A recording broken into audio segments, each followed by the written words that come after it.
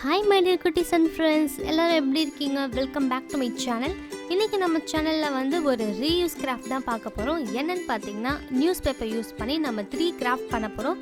So எல்லாமே ரொம்ப க்யூட்டாக அண்ட் ரொம்ப சிம்பிளாக தான் இருக்கும். ஸோ வாங்க வீடியோக்குள்ளே போகலாம்.